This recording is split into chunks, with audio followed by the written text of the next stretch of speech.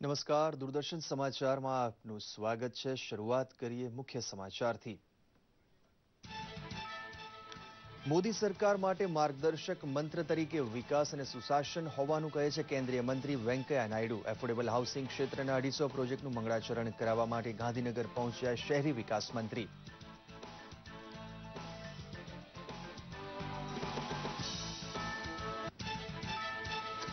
સૌને પરવડે તેવા ભાવે મકાન ઉપલબ્ધ કરાવવાની ઝુંબેશમાં અગ્રેસર બનશે ગુજરાત। પ્રધાનમંત્રીના ડ્રીમ પ્રોજેક્ટ હાઉસિંગ ફોર ઓલને સાકાર બનાવવા એક સાથે 250 પ્રોજેક્ટનું આજે મંગળાચરણ કરાવશે કેન્દ્રીય મંત્રી વેંકૈયા નાયડુ।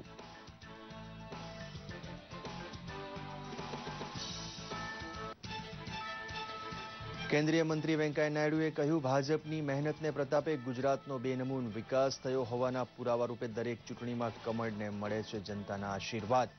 સાચી મહેનત અને લગનની નોંધ જનતા લેતી હોવાનું કહે છે વેંકૈયા નાયડુ। પ્રધાનમંત્રી આવાસ યોજના હેઠળ દરેક પરિવારને તેની આર્થિક ક્ષમતા પ્રમાણે ઘર મળી રહે તેની વ્યવસ્થા ગોઠવી રહી છે મોદી સરકાર। બેંક, બાંધકામ ઉદ્યોગ અને રાજ્ય સરકારને સાથે રાખી વર્ષ 2022 સુધીમાં એફોર્ડેબલ હાઉસિંગ મિશનને સાર્થક સફળતા અપાવશે પ્રધાનમંત્રી।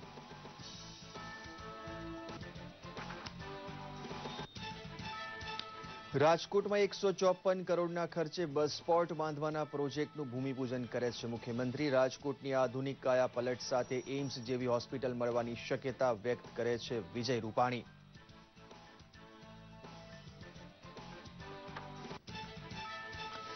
કચ્છના અખાતમાં માછીમારી કરતી ગુજરાતની 13 બોટ અને 65 માછીમારોને પાકિસ્તાન મરીન સિક્યુરિટી એજન્સી ઉપાડી ગઈ હોવાની વાત બહાર આવી। મધદરિયે પાકિસ્તાનની કાર્યવાહીમાં બચી ગયેલી બોટ કાંઠે પહોંચી વાત કરે ત્યારે સાચો આંકડો બહાર આવશે। સમાચાર વિગતવાર જોઈએ તે પહેલા ગાંધીનગર ખાતેના મહાત્મા મંદિર ખાતે જે કાર્યક્રમ ચાલી રહ્યો છે તેમાં મુખ્યમંત્રી ઉદ્બોધન કરી રહ્યા છે, તો આવો નિહાળીએ ત્યાંથી જીવંત પ્રસારણ। सरकार ने जिस तरीके से बूस्टिंग किया है तो उसमें ज्यादा से ज्यादा मकान आप लोग बनाइए।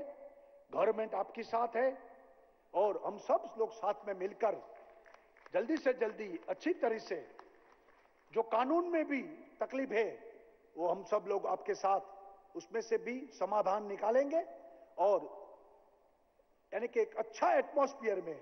और गुजरात डीएनए में हमारे डीएनए में बिजनेस है, तो गुजरात ऐसा वायुमंडल गुजरात में है कि अच्छे वायुमंडल में, और हम सब गुजराती व्यापारी भी है, तो कैसे व्यापार बढ़े और सबको सुविधा मिले उस दिशा में गुजरात जो पूरे डेवलपमेंट में रोल मॉडल है, तो बिल्डिंग मेकिंग में भी, बिल्डिंग डेवलपमेंट में भी, एफोर्डेबल हाउसिंग में भी गुजरात सबसे आगे रहे, ये हमारी भी इच्छा है।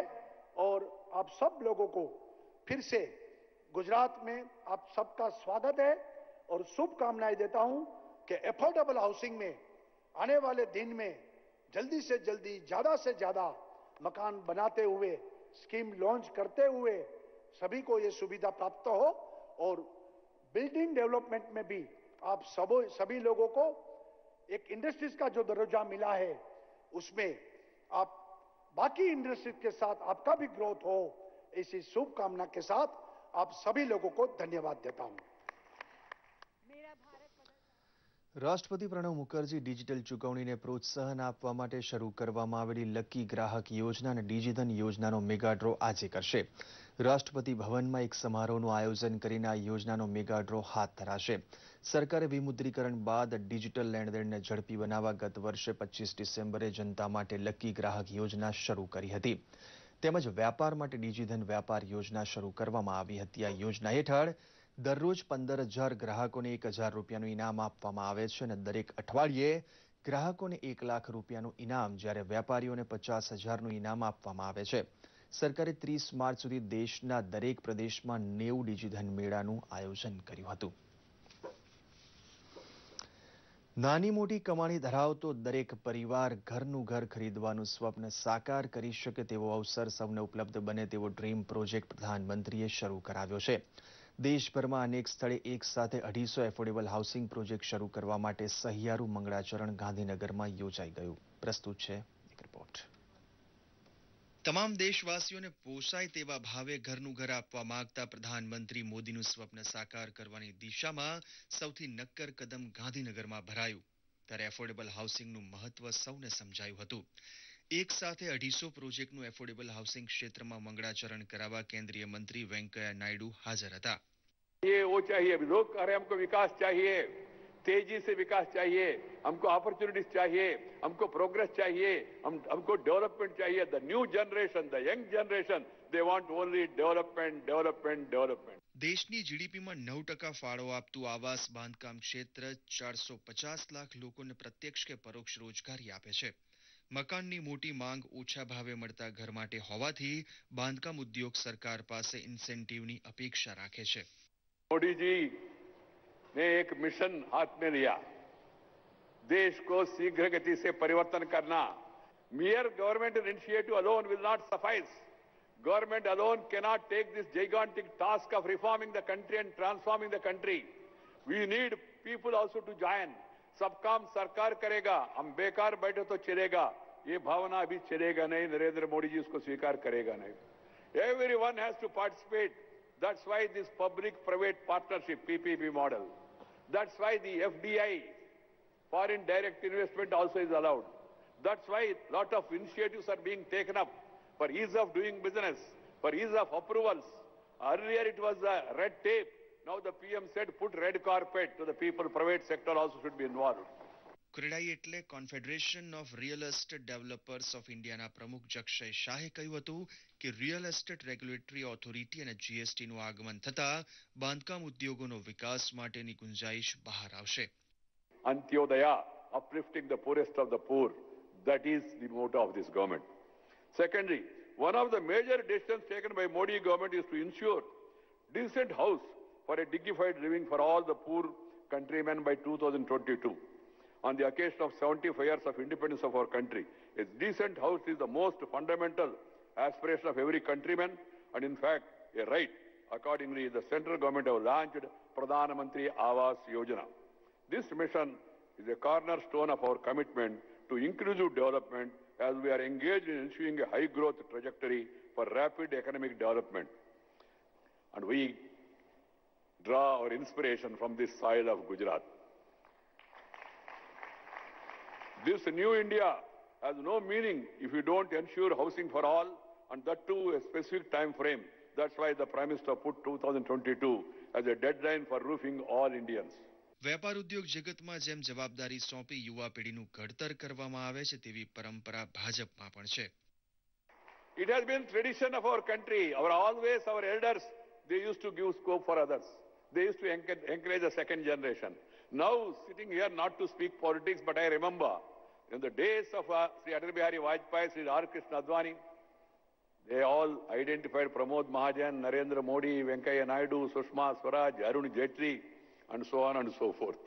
That's why now Rajnath Singh and all, that's why we are all in the forefront. But when I became president, we also started identifying the third generation. From first generation to second generation to third generation, whether it is Ravi Shankar Prasad, whether it is Mukhtar Abbas Naqvi, whether it is Rajiv Pratap Rudy, whether it is Dharmendra Pradhan, whether it is Piyush Goyal, the third generation also identified and they are also being encouraged. 23 રાજ્યના 11,500 developer જેના સભ્ય છે તેવી સંસ્થા ક્રેડાઈને housing four ઓલનું અમલીકરણ બાંધકામ ઉદ્યોગની જીવાદોરી સમાન લાગે છે તેની પાછળ જંગી રોકાણ પ્રવાહ અને સસ્તા મકાન માટેની ઊંચી માંગ જેવા પરિબળ છે દૂરદર્શન સમાચાર અમદાવાદ વર્ષ 2022 સુધીમાં દેશના પ્રત્યેક પરિવાર પાસે પોતાની માલિકીનું ઘર હોય તે લક્ષ્યાંક સિદ્ધ કરવા માટે મોદી સરકાર તનતોડ મહેનત કરે છે તેમ કેન્દ્રીય શહેરી વિકાસ મંત્રી વેંકૈયા નાયડુએ જણાવ્યું છે ओवरऑल 2022 तक सबके लिए मकान होना चाहिए ये हमारा प्रधानमंत्री श्री नरेंद्र भाई मोदी जी का लक्ष्य है हमारे लिए आदेश है इसलिए पब्लिक सेक्टर प्राइवेट सेक्टर मिलके ये काम पूरा करना चाहिए इसलिए हम क्रेडाई नेरेडको और अन्य प्राइवेट सेक्टर के साथ भी मिलकर काम करना चाहते हैं इसलिए मैंने सोचा उनका एनुअल कॉन्फ्रेंस हो रहे तो उसमें आके इस कार्यक्रम को और भी थोड़ा महत्व देने के लिए मैं आया हूं। ગુજરાતની દરેક ચૂંટણીમાં જનતા ફક્ત ભાજપને જ આશીર્વાદ આપે છે તે બાબત સાબિત કરે છે કે બેનમૂન વિકાસ કરવામાં ભાજપ સફળ રહ્યું છે તેમ કેન્દ્રીય મંત્રી વેંકૈયા નાયડુએ જણાવ્યું હતું। आने वाले चुनाव में गुजरात में भी भारतीय जनता पार्टी दोबारा चुनकर सत्ता में वापस आएगा। कारण क्या है? तो सरकार ने जो अच्छा काम किया उसी के आधार पर हम लोगों के पास जाएंगे, लोग हमको मदद करेंगे, इतना हमको विश्वास है। नहीं, ये पॉलिटिकल पार्टीज चुनाव के पहले जो घोषणा करते वो घोषणाओं का पोषण करना चाहिए। उनका कहने का मुख्य उद्देश्य यही है, मगर उसको क्या कानून बना पाएंगे, क्या देखना चाहिए। बन पाए तो अच्छा होगा, मगर इसके लिए आम सहमति बनना चाहिए। उससे भी ज्यादा आप वादा करेंगे ना, 5 साल के बाद जनता के पास गए तो जनता उसी के आधार पर वोट देना चाहिए। जाति के आधार पर, मजहब के आधार पर और कोई किसी व्यक्ति के आधार पर नहीं, उनके कामकाज के आधार पर वोट करे तो ऑटोमेटिकली वही एक जैसा कहते हैं ना रेफरेंडम, उसका अप्रूवल या डिसअप्रूवल वगैरह। हमको गुजरात में क्यों इतना बार लोग हमको मदद दे रहे? कारण क्या है? जो सत्ता में आके हमने जो कहा वो किया, करके दिखाया, इसलिए लोग हमको मदद कर रहे हैं। इसलिए जो चीफ जस्टिस ने कहा इन प्रिंसिपल वस्तुतः मैं उससे सहमत हूं, मगर उसके लिए कानून बना के करना, नहीं तो पब्लिक 5 साल में मौका आ रहा है आपको। दूसरा ये भी सुझाव आया, पार्लियामेंट, असेंबली और स्थानीय चुनाव एक साथ होना चाहिए। ये बहुत जरूरी है, देश के हित में है, मगर इसके लिए भी हम आम सहमति बनना चाहिए। अदरवाइज देश में इलेक्शन फेस्टिवल होते रहते, दो महीने में, 2 साल में, 3 साल में, 1 साल में चुनाव होते रहते, और लोग मजाक में कहते हैं पॉलिटिशियन का 3 सूत्र कार्यक्रम है, इलेक्शन, करेक्शन, सिलेक्शन। इसके अलावा और कोई काम करने का समय भी नहीं मिलते। इसलिए मैं से प्रबल पक्षदार हूं। प्रधानमंत्री ने जो काल दिया देश को, लोकसभा, विधानसभा और स्थानीय चुनाव एक साथ हो गए तो देश के लिए अच्छा होगा, जनता के लिए अच्छा होगा, क्योंकि पूरा फोकस विकास की ओर होंगे, डेवलपमेंट की ओर होंगे। કચ્છના અખાતમાં માછીમારી કરી રહેલી ગુજરાતની 13 બોટ અને 65 માછીમારોને પાકિસ્તાન મરીન સિક્યોરિટી એજન્સી દ્વારા બંધક બનાવીને અપહરણ કરાયા હોવાના અહેવાલ પ્રાપ્ત થયા છે। માછીમારો ભારતીય જળસીમામાં માછીમારી કરી રહ્યા હતા ત્યારે પાકિસ્તાન મરીન દ્વારા તેઓને આંતરી લઈને તેમને બળજબરીપૂર્વક બંધક બનાવી લઈ જવાયા હતા। જો કે આજુબાજુના વિસ્તારમાં માછીમારી કરી રહેલા માછીમારો કિનારે પરત ફરે ત્યારે વધુ હકીકતો જાણવા મળી શકે તેમ છે। આ બનાવની જાણ થતાં માછીમારોમાં ભય ફેલાયો છે। ભારતીય જળસીમામાં પાકિસ્તાન મરીન દ્વારા આવી હરકતો વારંવાર બનતી રહે છે। વડોદરા બાદ રાજકોટ બસ સ્ટેશનને એરપોર્ટ જેવો આધુનિક બસ સ્ટેશન બનાવવામાં આવશે। શનિવારે રાજકોટ સેન્ટ્રલ બસ સ્ટેન્ડના નવીનીકરણનું ખાતમુહૂર્ત મુખ્યમંત્રી વિજય રૂપાણીના હસ્તે કરવામાં આવ્યું હતું। 154 કરોડના ખર્ચે એરપોર્ટ જેવો અદ્યતન સુવિધાવાળું સેન્ટ્રલ બસ સ્ટેશન તૈયાર કરવામાં આવશે। તેમણે તેમના વક્તવ્યમાં રાજકોટને એમ્સ મળશે તેવી પણ આશા વ્યક્ત કરી હતી। એસટી બસ સ્ટેશનના ખાતમુહૂર્ત સમયે વાહન વ્યવહાર મંત્રી વલ્લભ કાકડિયા, ટ્રાન્સપોર્ટ સચિવ વિપુલ મિત્રા, એમડી વિજય નેહરા, સાંસદ મોહનભાઈ કુંડારિયા સહિતના નેતાઓ ઉપસ્થિત રહ્યા હતા। રાજકોટમાં કિડની ટ્વીન ટાવર બનાવવાની મુખ્યમંત્રી દ્વારા જાહેરાત કરવામાં આવી છે। કિડની ટ્વીન ટાવરથી દરેક લોકો કિડનીના રોગને જાણી શકે અને તેનો નિકાલ લાવી શકશે। કિડનીના રોગની સારવાર અને ડાયાલિસિસ માટે રાજ્ય સરકાર સહાયરૂપ બનશે। સૌરાષ્ટ્રમાં ક્ષારયુક્ત પાણી હોવાના કારણે કિડની અને પથરીના રોગ છે ત્યારે રાજ્ય સરકારે આ રોગ મટાડવા સુપર સ્પેશિયાલિટી વ્યવસ્થા કરવામાં આવી છે। આ સાથે જ નર્મદાનું પાણી સૌરાષ્ટ્રમાં પહોંચાડવાનું કામ સરકારે કર્યું છે। આગામી સમયમાં રાજકોટમાં કિડની ટ્રાન્સપ્લાન્ટ થાય તેવો સરકારનો પ્રયત્ન છે। સુપર સ્પેશિયાલિસ્ટ દરેક જિલ્લામાં મળી રહે અને દર્દીઓનો જીવ બચે તે માટે સરકારે હેલ્થ પોલિસી તૈયાર કરી છે। રાજ્યમાં આગામી સમયમાં 500 જેનેરિક સ્ટોર્સ શરૂ કરવાની કવાયત હાથ ધરાઈ છે। આદિવાસી વિસ્તારોમાં મેડિકલ કોલેજ બને તો સરકાર જમીન આપશે। નવી મેડિકલ કોલેજો શહેરોમાં બને તો સરકાર આર્થિક સહાય અને જમીન આપશે। રાજકોટ શહેરની જૂની કલેક્ટર કચેરી ખાતે ₹192.91 લાખના ખર્ચે નવનિર્મિત જિલ્લા નોંધણી ભવનનું લોકાર્પણ મુખ્યમંત્રી વિજય રૂપાણીએ કર્યું હતું। આ ભવનના લોકાર્પણ બાદ મુખ્યમંત્રીએ આધુનિક કચેરીનું નિરીક્ષણ કર્યું હતું। કચેરીમાં એક દસ્તાવેજ નોંધણી કક્ષ, 9 ઓફિસ કક્ષ તેમજ પાર્કિંગ સુવિધા ઊભી કરાઈ છે। આ ભવનમાં રાજકોટ શહેરના સબ રજિસ્ટ્રાર કચેરી, રાજકોટ ઝોન 1 અને હેડક્વાર્ટર તથા સબ રજિસ્ટ્રાર કચેરી, નોંધણી નિરીક્ષકની કચેરી તથા લગ્ન નોંધણી અધિકારીશ્રીની કચેરીઓ કાર્યરત રહેશે। આ પ્રસંગે મ્યુનિસિપલ ફાઇનાન્સ બોર્ડના ચેરમેન ધનસુખભાઈ ભંડેરી, પવિત્ર યાત્રાધામ વિકાસ બોર્ડના ઉપાધ્યક્ષ રાજુભાઈ ધ્રુવ, ધારાસભ્યો ભાનુબેન બાબરિયા, ગોવિંદભાઈ પટેલ હાજર રહ્યા હતા। ખીરસરા પેલેસ પાસે આવેલ રાજશ્રી સેવા આશ્રમ ખાતેના 7 હનુમાનજી મંદિર ખાતે મુખ્યમંત્રી વિજય રૂપાણી તથા તેમના ધર્મપત્ની અંજલિબેન રૂપાણીએ આરતી ઉતારી હતી. મુખ્યમંત્રી આશ્રમમાં આવેલ સિદ્ધેશ્વર ગૌશાળા અને ઔષધિ વનની જાણકારી આશ્રમના મેનેજિંગ ટ્રસ્ટી મહેન્દ્રસિંહ જાડેજા પાસેથી મેળવી હતી. આ પ્રસંગે સાંસદ મોહનભાઈ કુંડારિયા, મ્યુનિસિપલ ફાઇનાન્સ બોર્ડના ચેરમેન ધનસુખભાઈ ભંડેરી, પવિત્ર યાત્રાધામ વિકાસ બોર્ડના ઉપાધ્યક્ષ રાજુભાઈ ધ્રુવ, મેયર ડોક્ટર જમીનભાઈ ઉપાધ્યાય, ધારાસભ્ય ભાનુબેન બાબરિયા, જિલ્લા collector doctor Vikrant Pandey, police commissioner Anupamsinh Gehlot વગેરે ઉપસ્થિત રહ્યા હતા.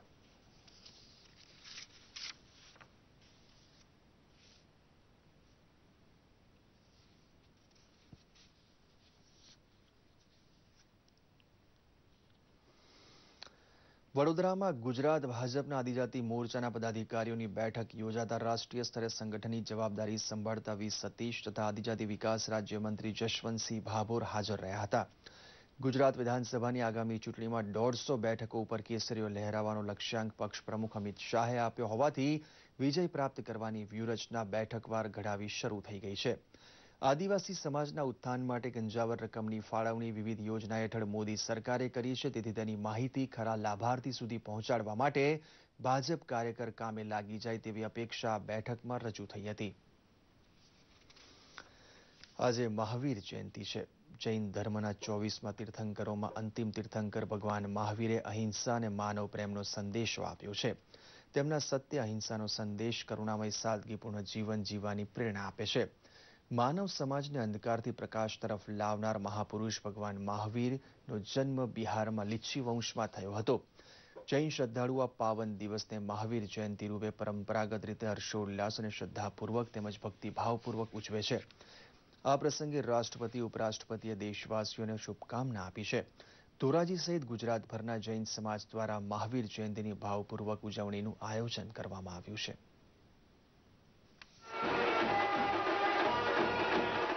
કે ગુજરાતની સરકાર વિજયભાઈ રૂપાણી એમણે હમણાં જ ગૌ હત્યા માટેનો એક બહુ જ કડક કાયદો બનાવ્યો છે. અમે એવું માનીએ છીએ કે મહાવીર ભગવાનનો જે સંદેશો છે જીવો અને જીવવા દો, એ સંદેશાને યથાર્થ કરતો આ ગુજરાત સરકારનો વિજયભાઈ રૂપાણીનો આ વટહુકમ છે. અમે બધાય વિજયભાઈ રૂપાણીના અને ગુજરાત સરકારના આ જે ગૌહત્યા માટેનો જે વટહુકમ છે, જે કડક કાયદો બનાવ્યો છે, એને ધોરાજીનો સમસ્ત જૈન સમાજ આવકારે છે અને ગુજરાત સરકારને ધન્યવાદ આપે છે કે ભગવાન મહાવીરના જન્મ કલ્યાણકની આ એક મોટામાં મોટી ભેટ ગુજરાત સરકારે જૈન સમાજને આપી છે. પ્રધાનમંત્રી નરેન્દ્ર મોદી 17 એપ્રિલે બોટાદ આવી રહ્યા છે. તેઓ સૌની યોજનાનું લોકાર્પણ કરશે. આ કાર્યક્રમની તૈયારીના ભાગરૂપે અમરેલી કલેક્ટર કચેરી ખાતે સામાજિક ન્યાય અને અધિકારિતા મંત્રી આત્મારામ પરમાર, જળ સંપત્તિ રાજ્યમંત્રી નાનુભાઈ વાનાણી અને કૃષિ રાજ્યમંત્રી વી વઘાસિયાના અધ્યક્ષસ્થાને બેઠક યોજાઈ હતી. આત્મારામ પરમારે જણાવ્યું હતું કે સૌની યોજનાને લીધે ખેડૂતોને ખેતી માટે પાણી મળી રહેશે. પૂરતું પાણી મળી રહેતા ખેતીમાં વધુ સમૃદ્ધિ આવી શકે છે.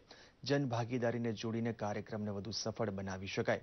કૃષિ રાજ્યમંત્રી વઘાસિયાએ કહ્યું હતું કે જિલ્લાના 115 ડેમો સૌની યોજનાની લિંક 4માં જોડાતા ખારાપાટ સૂકા વિસ્તારો હરિયાળા બનશે, જેથી આ યોજના આપણા માટે આશીર્વાદ સમાન બની રહેશે. આદિવાસી બહુલતા ધરાવતા તાપી જિલ્લાના નવરચિત ડોલવણ તાલુકો અને ડોલવણ ગામ ભીંડાની ખેતી માટે દેશભરમાં નામના મેળવી રહ્યો છે. આ વિસ્તાર છેલ્લા એક દાયકાથી ઓર્ગેનિક ભીંડાની ખેતી તરફ વળ્યું છે, જેથી અહીંના ભીંડા માત્ર દેશમાં જ નહીં વિદેશોમાં પણ જગવિખ્યાત છે. જોઈએ એક રિપોર્ટ. વિસ્તાર ધરાવતો આ છે તાપી જિલ્લાનો ડોલવણ તાલુકો અને ગામ. આ વિસ્તારમાં રોજગારીનો કોઈ મોટો સ્ત્રોત ન હોવાને કારણે અહીંના લોકો ખેતી પર નભે છે. ત્યારે ડોલવણ તાલુકા તેમજ ગામ ભીંડાની ખેતી માટે જગવિખ્યાત છે. અહીંના 80 થી 90% વિસ્તારોમાં ઓર્ગેનિક ભીંડાની ખેતી કરવામાં આવે છે, જેથી અહીંના ભીંડા દેશભરમાં વખણાય છે. સાથે જ ખાસ કરીને મેટ્રો સિટીમાં તેની વિશેષ માંગ પણ છે. પ્રખ્યાત ને ભીંડાનો પ્રખ્યાત અમારા ભીંડા દિલ્હી, બોમ્બે અનેક દેશોમાં જાય છે અને એનાથી અમને ફાયદો પણ છે. ભીંડા કરીને જરાક 5 વર્ષથી કરે છે, પણ અમને ફાયદો મળ્યો. અમે કાંથી કાં આવી ગયા, અમારું ખેતીમાં ઉદ્ધાર થયા અને અમારા ઘરમાં પણ ઉદ્ધાર થયા. અહીંના ભીંડાની ડિમાન્ડ વિદેશોની અંદર થવા લાગી અને આજે એ વિદેશોની અંદર ખાસ કરીને ડોલવણના ભીંડાના તરીકે ત્યાં પ્રખ્યાત છે. દિલ્હીની અંદર આજે ભીંડાની સપ્લાય થાય છે, ત્યાંથી આખા દેશની અંદર દિલ્હીથી સપ્લાય થાય છે, જેના લીધે ખેડૂતોને સારું એવું અહીં માર્કેટ મળી રહે છે. ડોલવણ, સબયાર્ડ અને વ્યારા સ્થિત માર્કેટયાર્ડમાં ભીંડાનો યોગ્ય ભાવ મળતા ખેડૂતો વેચાણ અર્થે અહીં આવતા હોય છે. તેમજ અહીંના વેપારીઓ દ્વારા ભીંડાને યોગ્ય રીતે પેકિંગ કરીને દેશના મેટ્રો સિટીઝમાં વેચવામાં આવે છે, જેનો સારો એવો ભાવ મળતા ભીંડાનો પાક ખેડૂતો અને તેની સાથે જોડાયેલા વેપારીઓ માટે ફાયદાકારક પુરવાર થઈ રહ્યો છે. અહીં ખેડૂતોને ભીંડાના ખુલ્લી હરાજી, ખરોતોલ અને રોકડા નાણાં મળતા હોવાથી તેઓ આર્થિક રીતે પગભર થયા છે. અહીંના ભીંડા દેશની મેટ્રો સિટીમાં ખૂબ જ માંગ રહે છે. વર્ષ 2014-15ના વર્ષમાં અહીં અંદાજિત 20 કરોડ ભીંડાની આવક ખેડૂતોને મળી હતી, જે હાલ પણ મળી રહેલ છે. મહત્વનું છે કે વર્ષ 2013-14માં વિદેશોમાં દેશની મોટાભાગની શાકભાજીઓ પર જંતુનાશક દવાઓના અવશેષો વધુ પડતા જણાતા શાકભાજીઓ અને ફળફળાદીઓ પર પ્રતિબંધ લાગ્યો હતો, જેની અસર ભીંડાના શાકભાજી પર પણ વર્તાઈ હતી. જેને પગલે અહીંના ખેડૂતો ધીમે ધીમે ભીંડાની ઓર્ગેનિક ખેતી તરફ વળ્યા છે, જેને કારણે અહીંના ભીંડા વિદેશોમાં ફરી વેચાણ અર્થે જાય અને ડોલવણનું નામ વિદેશોમાં પણ વખણાય. દૂરદર્શન સમાચાર માટે તાપીથી નીરવ કંસારાનો અહેવાલ. ધરમપુર શહેરના તબીબે એક 45 વર્ષીય દર્દીની યુરિનરી બ્લેડરમાંથી 1.4 કિલોગ્રામની મસમોટી પથરીને કુનેહપૂર્વક બહાર કાઢી વિક્રમી સફળતા મેળવી છે. આ મસમોટી પથરીને લઈ ભારે કળતર અને અસહ્ય પીડાથી પરેશાન દર્દીએ સફળ શસ્ત્રક્રિયાને અંતે રાહત અનુભવી છે. આ પથરીનું ડોક્ટર ડીસી પટેલે દર્દીનું ઓપરેશન હાથ ધરી આશરે 1.5 કલાકને અંતે આ મસમોટી પથરીને સફળતાપૂર્વક બહાર કાઢી હતી, જેની તપાસ કરતા પથરીની લંબાઈ 13 સેન્ટીમીટર, પહોળાઈ 9 સેન્ટીમીટર અને ઊંચાઈ 10 સેન્ટીમીટર અને વજન 1 કિલો 400 ગ્રામ હોવાનું જણાયું હતું. જોકે દેશમાં સૌથી મોટી પથરી હોવાની શક્યતાને લઈ લિમ્કા બુક ઓફ રેકોર્ડ્સમાં સ્થાન મળવાની સંભાવના તબીબો. વજન છે 1 કિલો 400 ગ્રામ અને એનું ડાયમેન્શન છે 13 બાય 10 બાય 9 સેન્ટીમીટરનું. અત્યારે દર્દી એકદમ સરસ છે. ભારત દેશની અંદર અત્યાર સુધીમાં 834 ગ્રામની પથરી કાશ્મીરમાંથી ઓપરેટ કરીને કાઢવામાં આવેલી છે, એ અમને જાણવા મળ્યું છે. જેથી આ પથરી 1 કિલો 400 ગ્રામની છે, એ આપણા દેશમાં સૌથી મોટામાં મોટી પથરી હોઈ શકે. એ ઘણી મોટી ઘટના કહેવાય છે. ડૉક્ટર સાહેબે કીધું કે એનું પથરીનું પ્રમાણ મોટું છે, ઓપરેશન કરવા પડે છે. સારું કરી નાખીએ. જ્યારે ઓપરેશન કર્યું ત્યારે ખબર પડી કે પથરી આટલી મોટી છે. સરસ ને સારું એકદમ થઈ ગયું. દક્ષિણ ગુજરાતમાં દારૂના દૂષણને કારણે આદિવાસી હળપતિ સમાજની વસ્તીમાં અગાઉના વર્ષોની સરખામણીએ ચિંતાજનક ઘટાડો નોંધાતા વહીવટીતંત્ર દોડતું થયું છે. આ સમાજની બદીઓ દૂર કરવા નવસારી જિલ્લા પંચાયતે એક શામ હળપતિ સમાજના સંઘ અભિયાન શરૂ કરાયું છે, જેમાં સમાજમાં દારૂ પીવાનું પ્રમાણ વધુ જોવા મળતા દારૂને તિલાંજલિ આપી સમાજ ઉત્થાનના કામો શરૂ કરવામાં આવ્યા છે.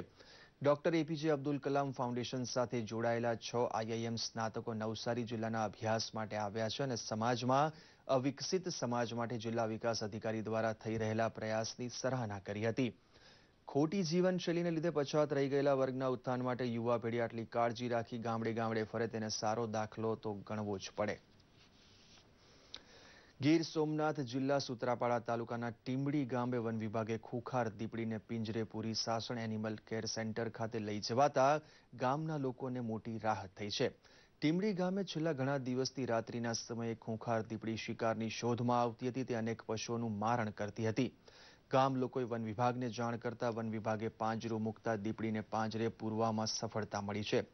જંગલ પ્રદેશમાં તેમનો ખોરાક બનતા પશુઓની સંખ્યામાં ભારે ઘટાડો થતા દીપડાઓ ધીમે ધીમે માનવ વસ્તી તરફ આવવા લાગ્યા હોવાનું જાણકારો કહે છે. ઉનાળાની શરૂઆત થતા પશુ પક્ષીઓને પીવા માટે પાણી મળવું લગભગ દુર્લભ હોય છે, ત્યારે પક્ષીઓને પીવાનું પાણી મળી રહે તે માટે અમદાવાદના સેવાભાવી નેચર ગ્રુપ દ્વારા વિનામૂલ્યે કુંડાઓનું વિતરણ કરવામાં આવ્યું હતું.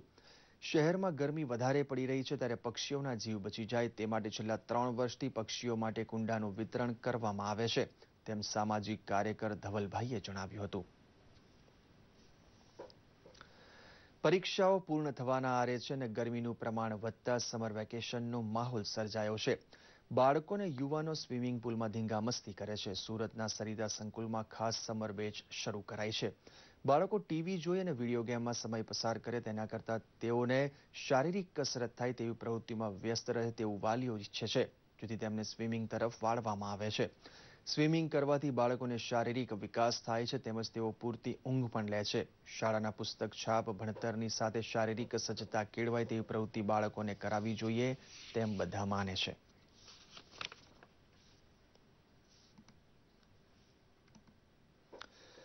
કચ્છમાં છેલ્લા એક દાયકાથી શ્વેત ક્રાંતિ સર્જાઈ છે ત્યારે જિલ્લાના પ્રગતિશીલ ખેડૂત વેલજીભાઈ ભુંડિયાએ એક ડગલું આગળ વધીને એની ટાઈમ મિલ્ક મશીનનું વિકસાવ્યું છે.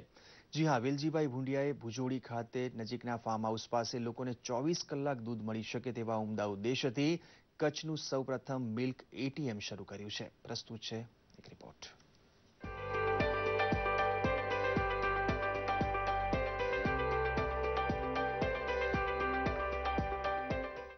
કચ્છમાં છેલ્લા એક દાયકાથી શ્વેત ક્રાંતિ સર્જાઈ છે ત્યારે જિલ્લાના પ્રગતિશીલ ખેડૂત વેલજીભાઈ ભુંડિયાએ એક ડગલું આગળ વધીને એની ટાઈમ મિલ્કનું મશીન વસાવ્યું છે. જી હા, વેલજીભાઈ ભુંડિયાએ ભુજોડી નજીક તેના ફાર્મ પાસે જ લોકોને 24 કલાક દૂધ મળી શકે તેવા ઉમદા ઉદ્દેશ્યથી કચ્છનું સૌપ્રથમ મિલ્ક એટીએમ શરૂ કર્યું છે. માધાપરના ખેડૂતે ઓર્ગેનિક ખેતી કરી તમામ ફ્રૂટના ફ્રેશ જ્યુસના સ્ટોરેજની શરૂઆત કર્યા બાદ કોઈ ભેળસેળ વિનાનું દૂધ લોકોને મળી રહે તેવા ઉદ્દેશ્ય સાથે મિલ્ક એટીએમનું નિર્માણ કરાવ્યું છે. આ મિલ્ક એટીએમમાં 20, 50 અને 100 રૂપિયાની ચલણી નોટો નાખતા જ દૂધ મળે છે. 20 રૂપિયાની નોટ ચલણ આપનું જે 20 રૂપિયાની અંદર મૂકશે એટલે એને વાસણમાં ભરી લે. પછી દાખલા તરીકે 30નું જોઈએ તો 30 રૂપિયા નાખશે અને 20 રૂપિયાની નોટ એક 10 રૂપિયા તો અડધો લીટર દૂધ આવશે. એમ 60 રૂપિયાના દૂધની અત્યારે એનું મેં સેન્સર બંધાવેલું છે.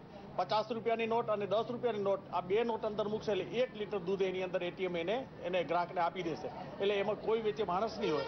એટીએમ પોતે નોટ સ્વીકારી લેશે. એમાં ખોટી નોટ કોઈ દિવસ સ્વીકારશે નહીં. આ પ્રકારનું એટીએમ એક સિસ્ટમ છે આખી એને સેન્સરની. એ સેન્સર દ્વારા આ દૂધ એને પમ્પિંગ ચાલુ થઈ અને ગ્રાહકને આપી. આણંદની અમૂલ ડેરી દ્વારા મિલ્ક સેન્ટરની શરૂઆત કરાઈ હતી. જો કે કચ્છ જેવા રણ વિસ્તારમાં પ્રકારની સુવિધા મળતા લોકોમાં આનંદ સાથે રોમાંચ પણ છે. દૂધનું એટીએમ મશીનનું ઉત્પાદન કરવામાં આવ્યું છે, જેમાં દેશની દેશી ગાય, જેને કાંકરેજ ગાય કહેવાય છે, એનું ઉત્તમ દૂધ જેને જેટલા પ્રમાણમાં જોઈએ એટલા પ્રમાણમાં મળી રહેશે. મશીનની ઉપર જ પ્રાઇસ પર કિંમત લખેલી છે 100 રૂપિયાથી કરી અને 10 રૂપિયા સુધીમાં જેને જેટલું દૂધ જોઈએ એવું ઠંડુ અને શુદ્ધ દૂધ પીવા માટે ઉપલબ્ધ છે. કચ્છમાં પશુપાલન ક્ષેત્રે હાલ ડંકો વાગી રહ્યો છે ત્યારે એક પશુપાલક તેમજ પ્રગતિશીલ ખેડૂતે એટીએમ મશીનથી દૂધની પહેલ કરી તે એક નવી ક્રાંતિ સમાન છે અને કેટલાય પશુપાલકો આ ક્રાંતિથી પ્રેરાયા પણ છે. ત્યારે આગામી દિવસોમાં કચ્છમાં અનેક સ્થળોએ આવા મશીનો જોવા મળે તો નવાઈ નહીં. દૂરદર્શન સમાચાર માટે કચ્છથી કૌશિક ખંડેચાનો અહેવાલ. ટ્વિટર પર ટ્રેન્ડ થયું મહાવીર જયંતિ. સચિન તેંડુલકરે હેલ્મેટ પહેરવાની શરતે આપી સેલ્ફી તેમજ રાજકોટમાં બની રહેલા નવા બસ સ્પોટની ઝલક જોઈએ આજના સોશિયલ કનેક્ટમાં.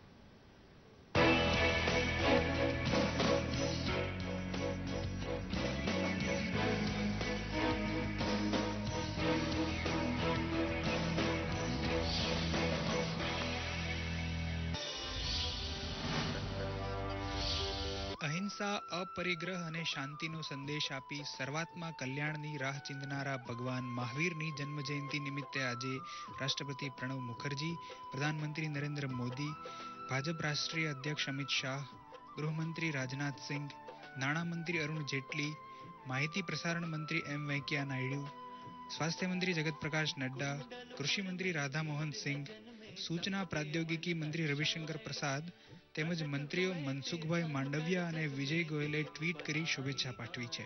ઉપરાંત મુખ્યમંત્રી વિજયભાઈ રૂપાણી, નાયબ મુખ્યમંત્રી નીતિનભાઈ પટેલ અને ગુજરાત ભાજપ અધ્યક્ષ જીતુભાઈ વાઘાણીએ પણ ટ્વીટ કરી મહાવીર જયંતિની શુભકામના પાઠવી છે.